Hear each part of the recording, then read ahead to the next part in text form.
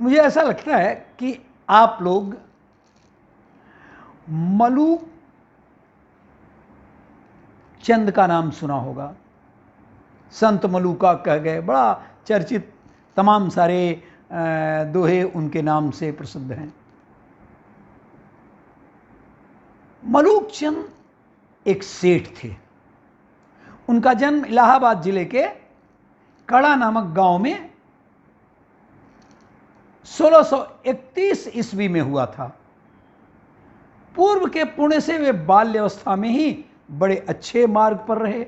बड़ा अच्छा भक्ति भाव था और उन्हें भक्ति का भाव का एक आश्रय लिया जो जवानी में, लेकिन क्या हुआ, हर किसी का होता है, शुरू में से ही ये भक्ति भाव था, जवानी में जरा भटक गए। उनके घर के नज़दीक ही एक मंदिर था। एक रात्रि को पुजारी के कीर्तन की ध्वनि के कारण उन्हें ठीक से नींद नहीं आई। सुबह उन्होंने पुजारी जी को खूब डांटा, कहा क्या है ये, क्या करते हो?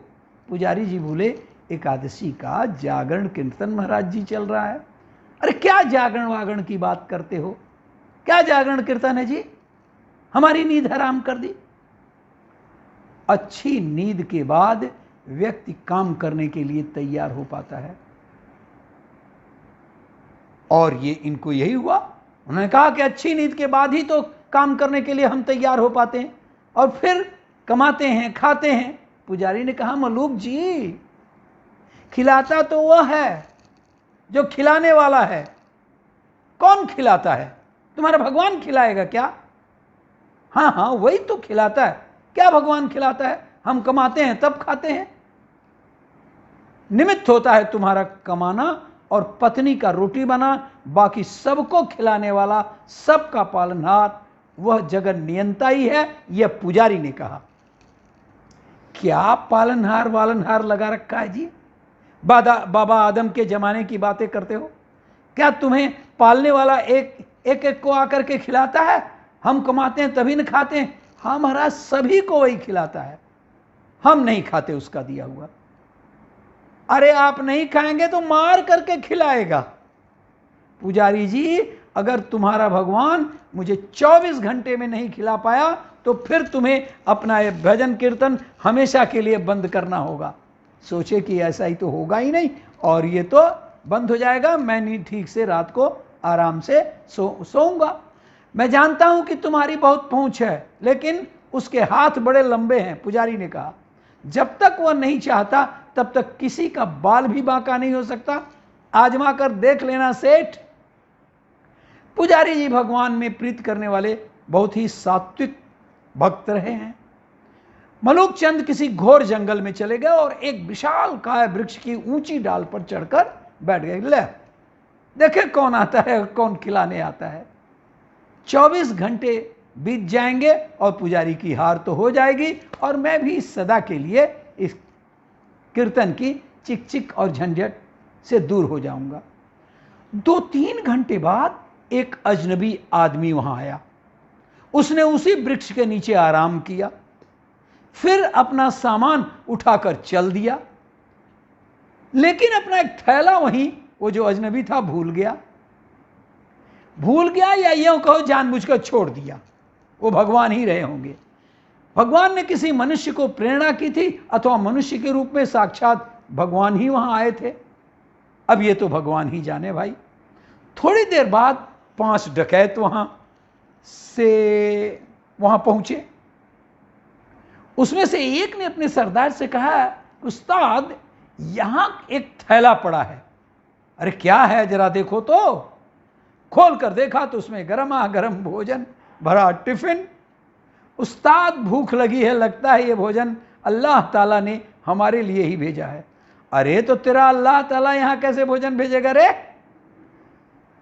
हमको पकड़ने या फंसाने के लिए किसी शत्रु ने ही जहर वहर डालकर यह टिफिन यहां रखा होगा, अथवा पुलिस का कोई षड्यंत्र होगा। अरे देखो तो इधर उधर, जरा देखो तो कोई है क्या?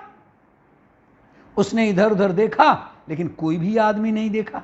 तब डाकुओं की मुखिया ने जोर से आवाज लगा, कोई हो तो बताओ, ये थैला यहां कौन छोड़ गया है? मलूक चंद ऊपर बैठे बैठे सोचने लगे, अगर मैं कुछ बोलूंगा तो मेरे ही गले पड़ेंगे। वे तो चुप रहे, लेकिन जो सबके हृदय की धड़कने जानता है वो तो भक्त वत्सल है। वो अपने भक्त का वचन पूरा किए बिना शांत नहीं रहता। उसने उन डकैतों को प्रेरित किया, अरे भाई ऊपर भी तो देखो। अब उसने ऊपर देखा, आहा ये वृक्ष की डाल पर ये कौन बैठा हुआ है रे? एक आदमी बैठा हुआ है। डकैत चिल्लाए, नीचे उतर। मैं नहीं उतरता। क्यों नहीं उतरता? ये भोजन तूने ही रखा होगा। मैंने नहीं रखा भाई, कोई यात्री अभी यहां आया था, यहीं इसे भूल करके चला गया। पहले नीचे उतर, तूने ही रखा होगा। जहर वहर मिलाकर अब बचने के लिए बहाने बना रहा होगा। ये खा पहले ये भोजन तुम्हें खाना पड़ेगा। अब कौन सा काम वह सर्वेश्वर किसके द्वारा किस निमित्त से करवाए अथवा उसके लिए क्या रूप ले, यह उसी की मर्जी की बात है। बड़ी गजब व्यवस्था होती है उस परमेश्वर की। मलूक चंद बोले, मैं नहीं ऊंचे उतरूंगा और खाना तो मैं कतई नहीं खाऊंगा, क्योंकि उसमें जहर मिला होगा। पक्का तूने खाने में जहर मिलाया है। नीचे उतर पहले, और अब तो तुझे खाना ही होगा। मैं नहीं खाऊंगा, नीचे भी नहीं उतरूंगा। कैसे नहीं उतरेगा रे? डकैतों के सरदार ने अपने एक आदमी को हुक्म दिया, अरे चढ़ जाओ ऊपर, जबरदस्ती नीचे उतार लाओ। डकैत ने मलूक चंद को पकड़कर नीचे उतारा, अले खाना खा। वो तो बेचारा घिघिया रहा था, नहीं खाऊंगा। उस्ताद ने धड़ाक से उसके मुंह पर तमाचा जड़ दिया।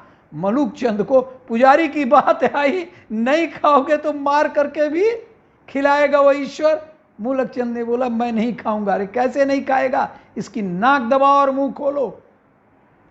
और फिर वहां डंडे पड़े थे। डकैतों ने उसकी नाक दबाई, मुंह खुलवाया, जबरदस्ती खिलाने लगे। वे नहीं खा रहे थे तो डकैत उन्हें पीटने लगे। अब मलूक चंद ने सोचा, ये 5 हैं और मैं अकेला हूं, नहीं खाऊंगा ये मेरी हड्डी पसली तोड़ देंगे, इसलिए चाहे जहर हो चाहे कुछ भी हो, खा डालो भाई, मरना इधर भी है उधर भी है। चुपचाप खाने लगे और मन ही मन कहा, मान गए मेरे बाप, मार कर भी तू खिलाता है। डकैतों के रूप में आकर खिला, चाहे भक्तों के रूप में खिला, लेकिन खिलाने वाला तो तू ही है। अपने पुजारी की बात तूने सत्य साबित कर दिखाई। मलूक चंद के बचपन की भक्त की धारा जो शुरू में थी वो फूट पड़ी, बीच में जो बहक गए थे, और उनको मार पीट कर डकैत तो वहां से चले गए। और मलूक चंद भागे, पुजारी के पास आकर बोले, पुजारी जी मान गए आपकी बात की नहीं खाए तो वो मार कर भी खिलाता है। पुजारी जी बोले, वैसे तो कोई 3 दिन तक खाना न खाए तो वह जरूर किसी न किसी रूप में आकर खिलाता है, लेकिन मैंने प्रार्थना की थी, 1 दिन की शर्त रखा था भगवान से, भगवान तू कृपा रखना, अगर कोई सच्ची श्रद्धा और विश्वास से हृदयपूर्वक प्रार्थना करता है तो वह अवश्य सुनता है। वह तो सर्वव्यापक, सर्वसमर्थ, और उसके लिए कुछ भी असंभव नहीं है।